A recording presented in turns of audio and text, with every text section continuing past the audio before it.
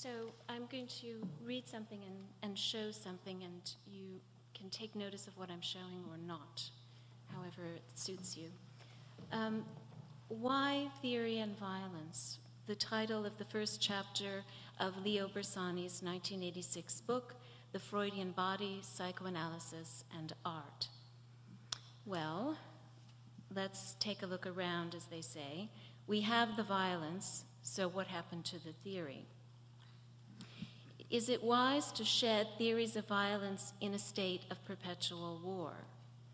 Is this a good time to declare ourselves beyond psychoanalysis, over the unconscious, finished even with theories and politics of subjectivity? Is this era of sexualized war and sexualized torture a truly opportune moment to construct a revisionist history of postmodernism shorn of its productive analyses of subjectivity, sex, and violence?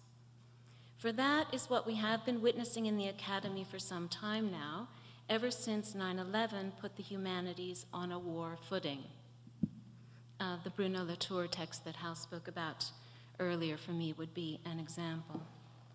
When the First and Second World Wars put psychoanalysis on a war footing, we got, from Freud alone, such works as Thoughts for the Times on War and Death, Beyond the Pleasure Principle, Civilization and Its Discontents, and Why War?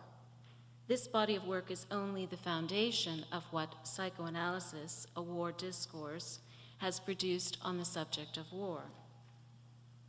But let's stick with Freud, the Freud of the mid-1980s.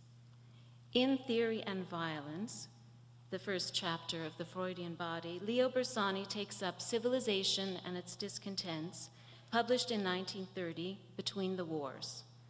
This text, sometimes referred to as Freud's most sociological work, finds him wrestling with the conflict between individual instincts and social needs. Civilization, Freud famously contended, is largely responsible for our misery. Social survival depends upon a sacrifice of instinct, and civilization is a monument to that sacrifice. Yet, civilization also testifies to the survival of the instincts, to the failure of instinctual renunciation. The persistence of the unconscious and the drives is, as Bersani observes, not only Freud's problem, but also a feature of his text, as manifest, for example, in that famous footnote about sniffing and peeing, which, as I recently learned, enjoys a fame in our discipline of art history that is completely denied it in psychoanalysis itself, where it remains a footnote. Civilization and Its Discontents, Bersani observes, contends with the entanglement of erotic and aggressive instincts. Sex and violence become inseparable in a theoretical order that was once predicated on their separation. Not only do the libidinal drives become complicit in self-destructive tendencies through their very persistence, they become bound up with the destructive drives. Accordingly, violence is sexualized and sexuality is riven by destructiveness. At one point, Bersani even asserts that Freud's analysis, quote, points to a hidden truth about destructiveness. It is identical with love, close quote. Identical. I'm not sure about this, but identical is a word Bersani is unafraid to use. At another pivotal passage in the text, he remarks that civilization as, quote, the regulator of aggressiveness is identical to the very problem of aggressiveness, close quote. One characteristic of the Freud of the 1980s, freed from the culture of psychoanalysis itself and from the demands for what Bersani terms, quote, a stable theory amenable to the domesticating clarities of narrative orders, close quote, is that theoretical collapse becomes a kind of theoretical jouissance, an enjoyment of the failure of any theory to hold up. In its time, the kind of close reading Bersani performed in the Freudian Body dramatize the radicality of Freud's writings, helping to liberate them from the doxa of the psychoanalytic establishment and the dead end of applied psychoanalysis. By reconceiving Freud's writings as text rather than theory, Bersani, among others, Jacqueline Rose, also prominent among them, retrieved psychoanalysis as a mode of thought, self-contradictory and self-interrogating enough to be true, as Bersani put it, to the problem of the unconscious. There is a part of me that longs to return to Bersani's inquiry on desire as a counterpoint to the grim culture of militarized violence and rigid divisions we inhabit and often unwittingly uphold.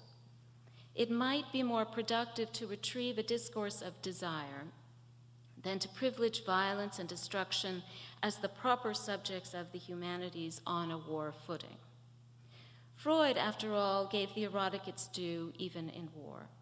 But civilization and its discontents is ultimately dedicated to the law and to what we do with our aggression.